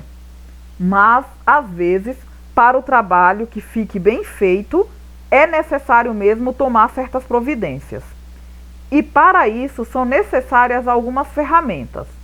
Recomendo sempre usar objetos encontrados no local, pois assim você não tem que carregar muita coisa. Mas não deixo de levar comigo um cinturão de ferramentas com lanterna, uma chave de fenda, alicates e coisas assim. que eu uso por cima de um par de legs pretas. Eu estava apertando o cinturão por volta da meia-noite, feliz porque todo mundo na casa já estava dormindo, inclusive o Soneca, que àquela altura já tinha voltado das entregas de pizzas, e acabava de me meter na minha jaqueta de moto quando recebi uma visita. Adivinha de quem? Minha nossa! Exclamei ao dar com o reflexo dele por trás do meu no espelho, em que eu estava me olhando. Eu juro, há anos que vejo fantasmas, mas sempre me dá um calafrio quando algum deles se materializa na minha frente. Dei meia volta, muito danada, não porque ele estivesse ali, mas por ter me apanhado de surpresa. Por que ainda está por aqui? Achei que tinha dito para você se mandar. Jesse estava recostado no maior relax numa das pilastras da minha cama. Com seus olhos negros, me examinava do alto do meu capuz à ponta dos meus tênis. Não acha que já é um pouco tarde para sair, Susana? Perguntou ele com a maior naturalidade, como se estivéssemos no meio de uma conversa sobre, sei lá, digamos, a segunda lei dos escravos foragidos, que deve ter sido promulgada mais ou menos na época em que ele morreu. Fiz eu tirando o capuz. Olha só, sem querer ofender, Jesse, mas isto aqui é o meu quarto. Que tal você tentar se mandar? E que tal deixar que eu cuide da minha vida? Jesse nem se mexeu. Sua mãe não vai gostar de saber que você está saindo tão tarde da noite. Minha mãe? E fiquei olhando para ele, lá em cima, pois era surpreendentemente alto para alguém que está morto. Que é que você sabe da minha mãe? Gosto muito da sua mãe, disse Jesse calmamente. É uma boa mulher. Você tem muita sorte de ter uma mãe que a ame tanto. Acho que ela ficaria muito preocupada em ver que você está se expondo ao perigo. Me expondo ao perigo. É isso aí. Tudo bem. Segura esta agora, Jesse. Há muito tempo eu saio de noite e minha mãe nunca disse uma palavra sobre isto. Ela sabe perfeitamente que eu sei cuidar de mim. Ok, uma bela de uma mentirinha, mas ele não tinha como saber mesmo. Sabe mesmo? Perguntou ele erguendo dubitativamente uma das sobrancelhas negras. Não pude deixar de perceber que havia uma cicatriz cortando pelo meio essa sobrancelha, como se alguém tivesse zunido uma faca de raspão em seu rosto. Eu meio que senti a sensação que devia dar, especialmente quando ele deu uma risadinha de satisfação e disse: Acho que não sabe não, Hermosa. Não neste caso. Eu levantei as duas mãos. Ok. Para começo de conversa, não fale comigo em espanhol. Número 2. Você nem sabe onde eu estou indo, de modo que sugiro que largue do meu pé. Mas eu sei perfeitamente aonde você está indo, Susana. Você está indo para o colégio para tentar falar com aquela garota que está tentando matar o rapaz. Aquele de que você parece estar gostando. Mas estou lhe avisando, Hermosa, você não aguenta com ela sozinha. Se tiver mesmo de ir, devia levar o padre com você. Fiquei olhando para ele. Tinha a sensação de que meus olhos estavam saltando para fora, mas não podia acreditar no que estava acontecendo. O quê? Como pode estar sabendo de tudo isso? Por acaso você está me perseguindo? Ele deve ter percebido pela minha reação que não devia ter dito aquilo, pois se endireitou e disse: Não sei o que significa esta palavra, perseguindo. Só sei que você está se expondo ao perigo. Você anda me seguindo?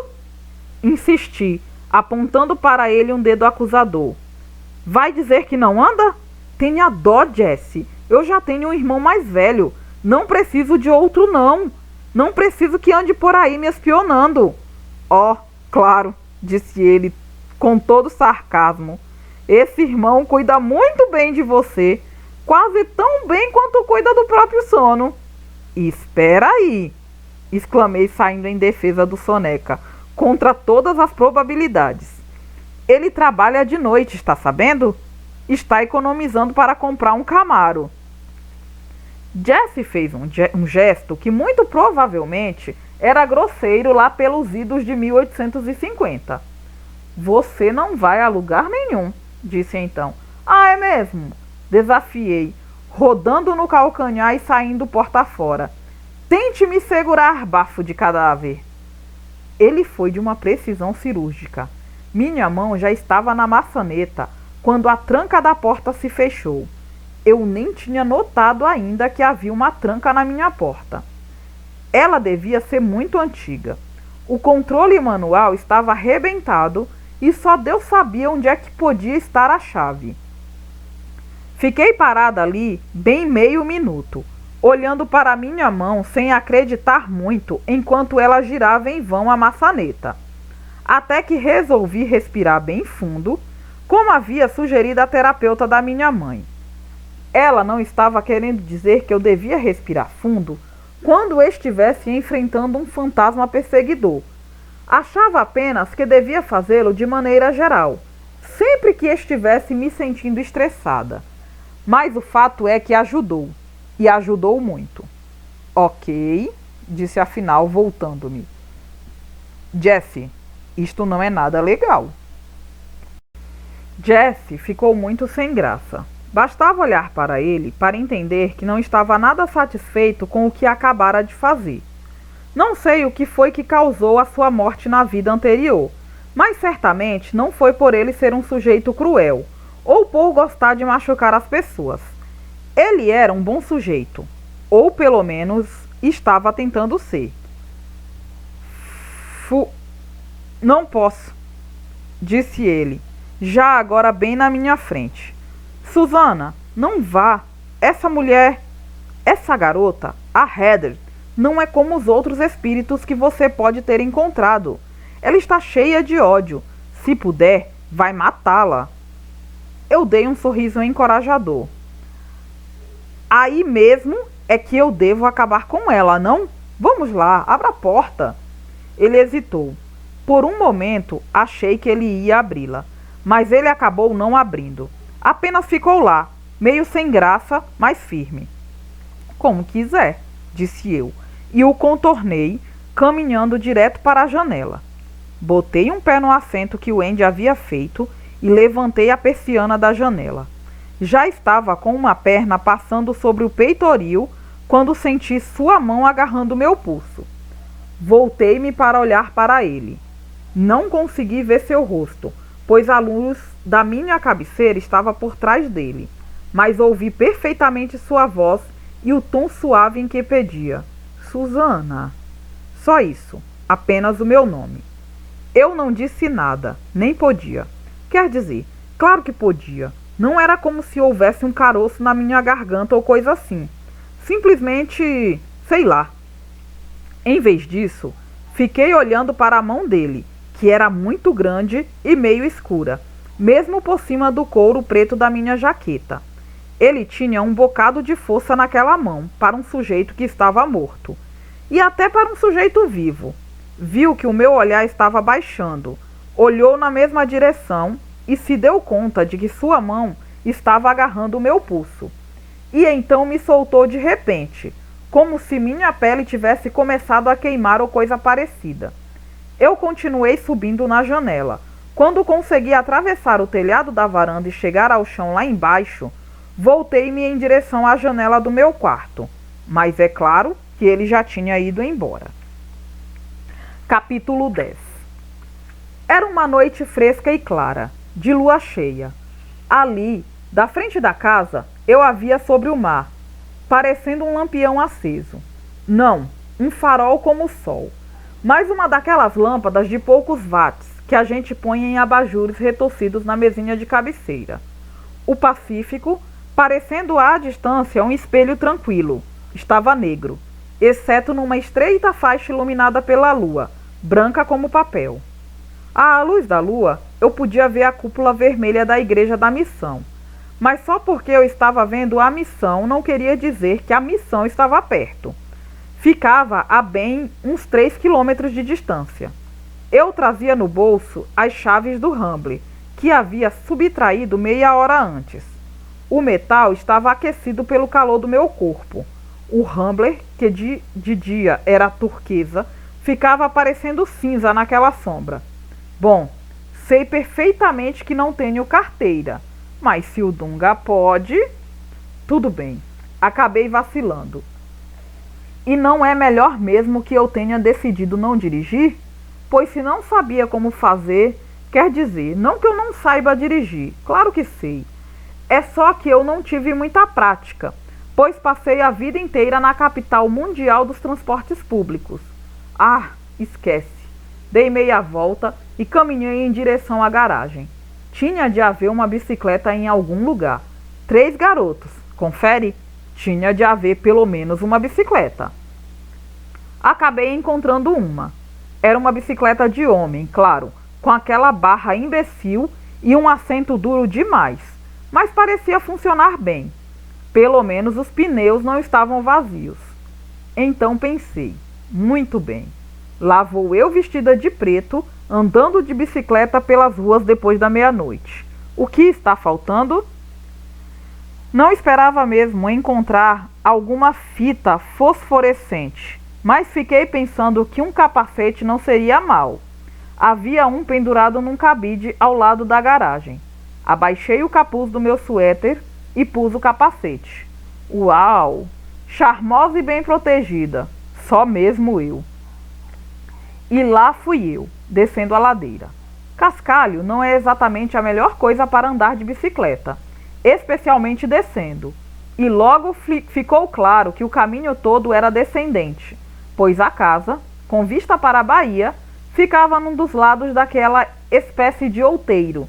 Descer, certamente, era melhor que subir. Eu nunca ia conseguir voltar para casa subindo aquela ladeira. Entendi perfeitamente que na volta teria de empurrar a bicicleta. Mas dava uma aflição enorme daquela descida. A colina era tão íngreme, o caminho tão tortuoso e a noite estava tão fria que pedalei com o coração na boca. Quase o tempo todo, com lágrimas escorrendo pelas bochechas por causa do vento. E aqueles buracos? Vou te contar como aquela porcaria daquele assento machucava quando eu passava por um buraco. Mas a colina não era o pior de tudo. Quando cheguei lá embaixo, dei com um cruzamento de pistas. Dava muito mais medo que a colina, pois embora já passasse da meia-noite, havia carros passando. Um deles buzinou para mim, mas não foi culpa minha. Eu estava indo tão rápido por causa da colina e tudo mais, que se tivesse parado, provavelmente teria voado por cima do guidão, de modo que fui em frente, escapando por pouco de ser atropelada por uma picape. E de repente, nem sei como eu estava entrando no estacionamento do colégio. A missão parecia muito diferente à noite. Para começar, durante o dia, o estacionamento estava sempre cheio, com todos aqueles carros dos professores, alunos e turistas que visitavam a igreja. Mas agora estava vazio. Não havia um único carro. E tão tranquilo que era possível ouvir, bem longe, o som das ondas na praia de Carmel. Além disso, por causa do turismo, suponho, eles tinham instalado aqueles focos de luz para iluminar certas partes do prédio, como a cúpula, que estava toda iluminada, e o frontispício da igreja, com seu enorme pórtico de entrada. Mas a parte posterior do prédio, onde eu fui dar, estava bem escura, o que afinal me convinha perfeitamente. Escondi a bicicleta por trás de uma lixeira, deixei o capacete pendurado no guidão e me aproximei de uma janela. A missão foi construída há mais ou menos um quaquilhão de anos, quando não existia ar-condicionado ou aquecimento central. E para refrescar no verão e aquecer no inverno, as construções tinham paredes muito grossas. Com isto, todas as janelas da missão tinham uma profundidade de uns 30 centímetros, com mais outros 30 centímetros de recuo na parte interior. Eu subi num desses parapeitos, olhando ao redor para ver se ninguém estava me vendo. Mas só havia por perto um par de guaxinins fuçando em volta da lixeira em busca de algum resto do almoço. Levei ao rosto, então, as mãos em forma de viseira para proteger os olhos da luz da lua e olhei para dentro. Era a sala de aula do professor Walden. Com o luar incindindo lá dentro, pude ver sua letra no quadro negro e o grande cartaz de Bob Dylan, seu poeta favorito, pendurado na parede. Não levei mais que um segundo para quebrar o vidro de uma das antiquadas vidraças de ferro, esticar o braço lá para dentro e abrir a janela. O mais difícil em matéria de arrombar uma janela não é propriamente o momento de quebrar o vidro ou mesmo de conseguir abrir a maçaneta. O pior é tirar a mão depois sem se cortar. Eu tinha trazido meu melhor par de luvas caça-fantasma, daquelas bem espessas, de borracha preta com enchimento nas juntas. Mas minha manga já tinha ficado presa uma vez, deixando meu braço todo arranhado. Isso não aconteceu dessa vez. Além disso, a janela abria para fora, não para cima, o que me facilitou a entrada. Já aconteceu de eu arrombar lugares que tinham alarmes, o que me obrigou a fazer pequenas e desconfortáveis viagens na parte de trás de caminhonetes do serviço público nova-iorquino. Mas a missão ainda não tinha chegado a este requinte em seu sistema de segurança. Na realidade, o sistema de segurança deles parecia consistir apenas em trancar as portas e janelas, e seja o que Deus quiser. O que certamente me convinha. Uma vez dentro da sala do professor Walden, fechei a janela pela qual havia entrado. Não tinha sentido mesmo chamar a atenção de alguém que por acaso estivesse vigiando a região. Até parece.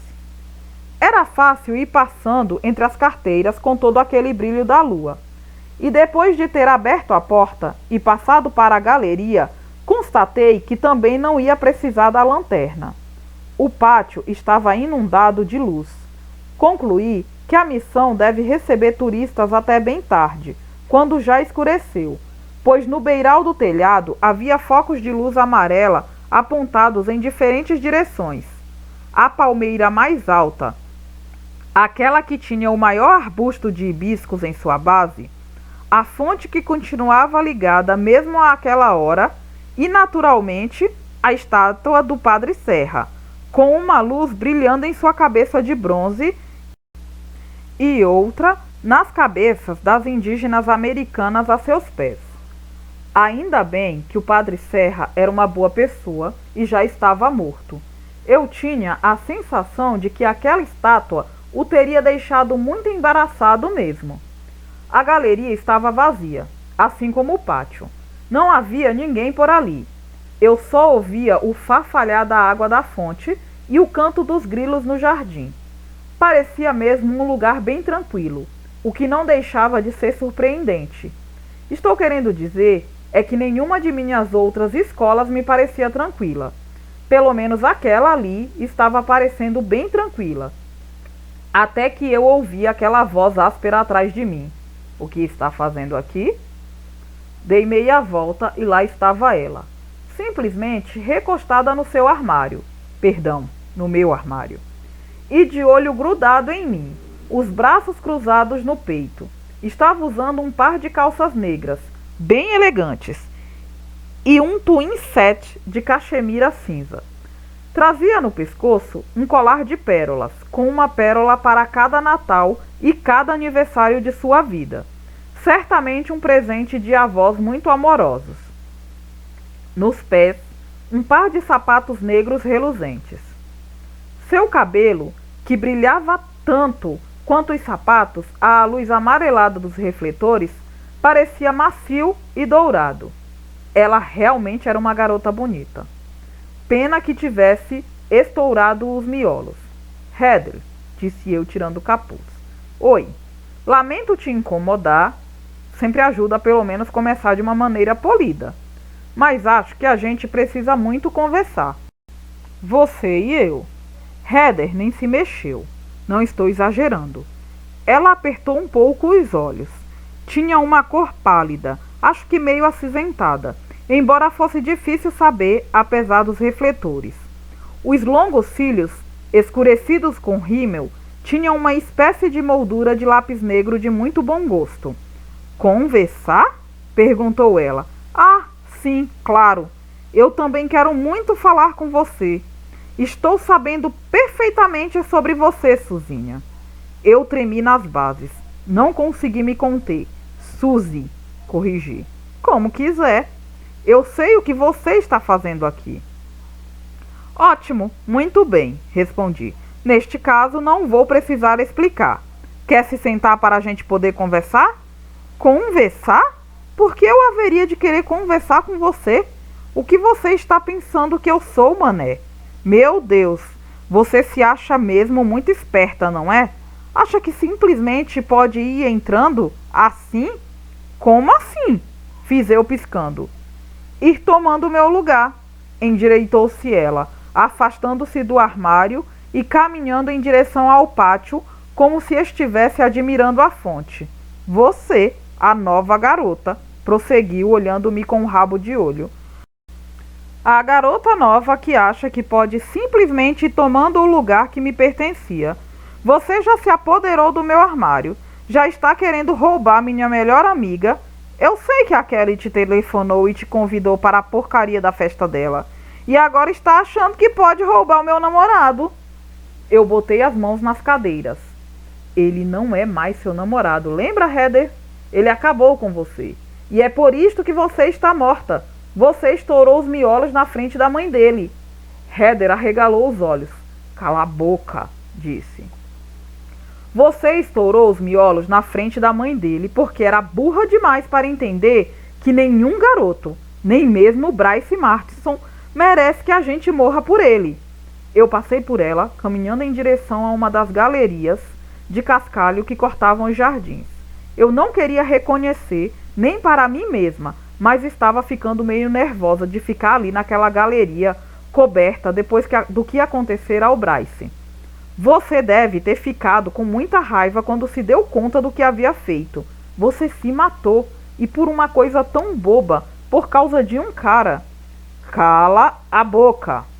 Dessa vez, ela não estava só falando, estava já gritando tão alto que precisou cerrar os punhos, fechar os olhos e encolher os ombros.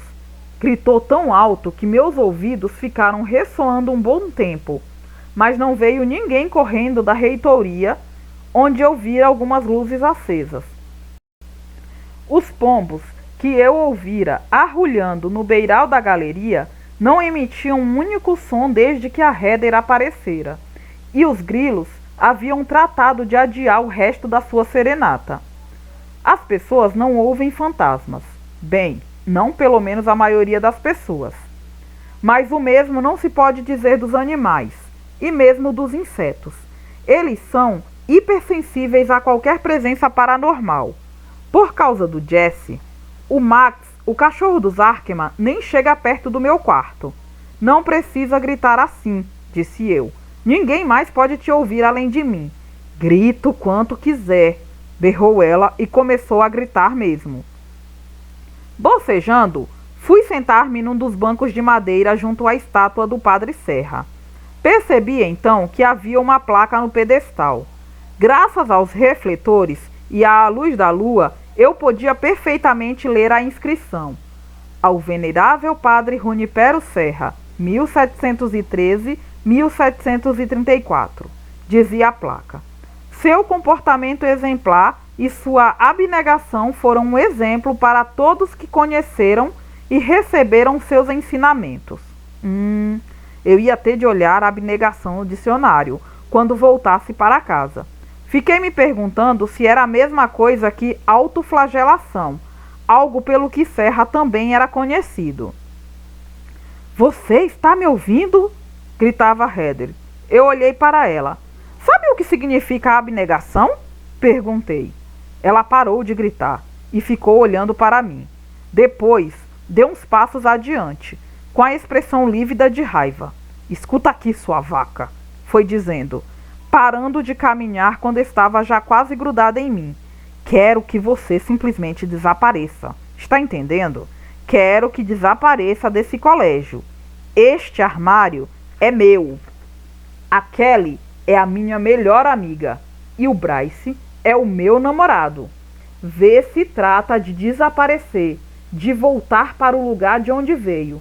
Estava tudo muito bem aqui antes de você chegar. Eu tive de interromper.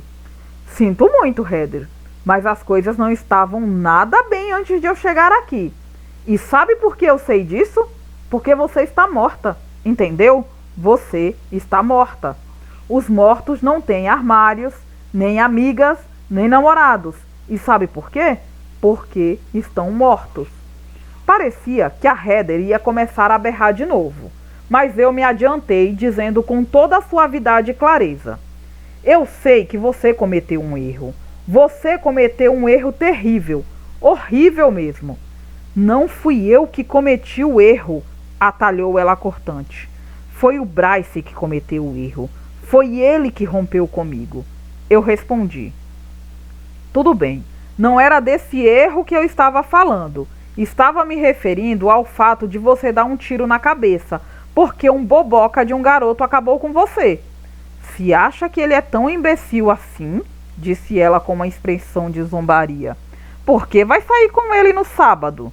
Isso mesmo, eu ouvi ele te convidando, aquele desgraçado. Ele provavelmente não foi fiel nem durante um dia, enquanto a gente estava saindo. Sensacional, disse eu. Mais um motivo para você se matar por causa dele. Eu vi que havia lágrimas se acumulando por baixo das pestanas dela. Eu o amava, suspirou ela. Se não pudesse tê-lo para mim, eu não queria viver. E agora que você está morta, fica achando que ele devia ir ao seu encontro, não é mesmo? Perguntei já cansada. Não gosto deste lugar, disse ela mansamente. Ninguém me vê, só você e o padre Dominique. Eu me sinto tão sozinha. Ok, é compreensível. Mas, Heather, mesmo que você consiga matá-lo, ele provavelmente não vai gostar muito de você por ter feito isto. Eu sei como fazer para que ele goste de mim, disse ela confiante. Afinal, seremos só eu e ele. Ele vai ter de gostar de mim. Eu balancei a cabeça. Não, Heather, não funciona assim. Ela olhou bem fixo para mim. Que quer dizer? Se você matar o Bryce, não há a menor garantia de que ele acabe ficando com você. O que acontece com as pessoas depois que morrem? Bem, eu não tenho muita certeza, mas acho que é diferente para cada pessoa. Se você matar o Bryce, ele vai mesmo para onde tem de ir. Céu, inferno, a próxima vida. Não sei ao certo, mas sei que ele não vai se juntar a você. Não funciona assim. Mas... E ela parecia furiosa. Não é justo! Muita coisa não é justa, Heather. Não é justo, por exemplo, que você tenha de sofrer por toda a eternidade por causa de um erro que cometeu no calor da aurora. Tenho certeza de que se você soubesse como era estar morta, não teria se matado. Mas não tem de ser assim, Heather. Ela ficou olhando para mim. As lágrimas pareciam congeladas como pedacinhos de gelo. Não tem mesmo, fez ela. Não, não tem. Você quer dizer, está querendo dizer que eu posso voltar? Eu fiz que sim com a cabeça. Pode sim, você pode começar de novo. Ela fungou. Como? Eu respondi. Só precisa tomar a decisão. Uma sombra passou em seu lindo rostinho. Mas eu já decidi que é isto que eu quero. Só o que eu quero desde que aconteceu é ter minha vida de volta. Eu balancei a cabeça. Não, Heather, disse então. Você não entendeu o que eu estou dizendo. Você nunca vai ter de volta a sua vida, a sua velha vida. Mas pode começar uma outra. E ela só poderá ser melhor do que isto, do que ficar por aí para sempre sozinha, vagando enfurecida, machucando as pessoas. Ela gritou. Você disse que eu poderia ter minha vida de volta. Naquele instante, eu me dei conta de que ela estava perdida. Eu não estava querendo dizer a sua antiga vida. Quis dizer uma vida. Mas já era tarde demais. Ela estava surtando. Agora eu estava entendendo porque os pais do Bryce o haviam mandado para Antígua. E até eu gostaria de estar lá, ou em qualquer outro lugar, desde que fosse longe da ira daquela garota. Você disse, gritava ela. Você disse que eu podia ter de volta a minha vida. Você mentiu para mim. Heather, eu não menti. Só estava querendo dizer que a sua vida, bem, a sua vida acabou. Heather, você mesma acabou com ela. Eu sei que é uma droga, mas, puxa, você devia ter pensado nisso. Ela me interrompeu com um gemido meio sobrenatural, claro. Não vou permitir. Não vou deixar você tomar a minha vida, berrou. Heather, eu já lhe disse, não estou tentando tirar a sua vida. Eu tenho a minha própria vida, não preciso da sua. Com os grilos e os pássaros calados, o som da água borbulhando na fonte, a poucos passos dali, era o único ruído no pátio. À parte, os gritos da Heather, claro, mas de repente o som da água ficou estranho. Parecia que havia alguma coisa estalando. Olhei na direção da fonte e vi que estava saindo uma fumaça. Eu não teria estranhado tanto, afinal estava bem frio. E a temperatura da água podia estar mais quente do que a do ar, se não tivesse visto uma enorme bolha rebentar de repente na superfície da água. Foi aí que me dei conta. Ela estava fazendo a água ferver. Estava fervendo a água com a força da sua fúria. Heather, disse eu sentada no banco. Heather, ouça-me. Você precisa se acalmar. Não podemos conversar com você assim. Você disse. E eu via com alarme que seus olhos estavam revirando para trás. Que eu podia começar de novo. Tudo bem, estava na hora de fazer alguma coisa. Eu não precisava ficar ali sentada naquele banco se era para ser sacudida com tanta força que quase fui jogada ao chão. Deu para sacar que era a hora de me levantar. E foi o que eu fiz. Bem depressa. Bem rápido para não ser atingida pelo banco. Tão rápido que a Heather nem teria chance de perceber que eu ia derrubá-la com uma direita bem no queixo. Para minha surpresa, no entanto, ela nem pareceu sentir nada. Estava em outra muito diferente. O murro não teve o menor efeito. Só serviu para me deixar os dedos doendo. E é claro que pareceu deixá-la ainda mais furiosa. O que sempre ajuda quando estamos lidando com uma pessoa perturbada demais. Você vai se arrepender disto, proferiu ela numa voz cavernosa que não tinha nada a ver com seus gritinhos de líder da torcida. De repente, a água da fonte chegou ao ponto de ebulição, projetando ondas enormes para o lado de fora. Os jatos, que normalmente iam a uma altura de apenas 1 metro e pouco, de repente começaram a subir até 3, 6 metros, caindo de volta num verdadeiro caldeirão borbulhante e fervente. Todos os pássaros saíram voando das árvores ao mesmo tempo, formando momentaneamente uma nuvem que bloqueou a luz do luar. Eu estava com uma estranha sensação de que a Heather estava falando sério. Pior ainda, tinha a sensação de que ela seria mesmo capaz. Não precisaria nem levantar um dedinho. O que foi confirmado quando, de repente, a cabeça de Junipero Serra foi brutalmente arrancada do corpo da estátua. Exatamente. Simplesmente saltou longe, como se aquela sólida peça de bronze fosse na verdade de confeito, e sem o menor barulho. Por alguns instantes, ela ficou flutuando no ar, com sua expressão de suave compaixão transformada, do estranho ângulo no qual pendia sobre o meu rosto, numa careta demoníaca. E, de repente, enquanto eu estava ali completamente paralisada, vendo as luzes se refletirem na bola de metal, ela caiu e mergulhou na minha direção. zunindo tão depressa na noite que parecia até um cometa, ou eu nem tive tempo de pensar com o que mais aquilo se parecia, pois uma fração de segundo depois, uma coisa dura atingiu meu estômago e me projetou no chão, onde eu fiquei, olhando para o céu estrelado, que estava lindo. A noite estava tão escura e as estrelas tão frias e distantes piscando. Levante-se, disse asperamente uma voz de homem no meu ouvido. Pensei que você era boa nisso. Alguma coisa explodiu no chão, a menos de um palmo da minha bochecha. Virei o rosto e vi a cabeça de Junipero Serra rindo grotescamente para mim. Quando vi, o Jesse estava tentando me botar de pé e me empurrando na direção da galeria.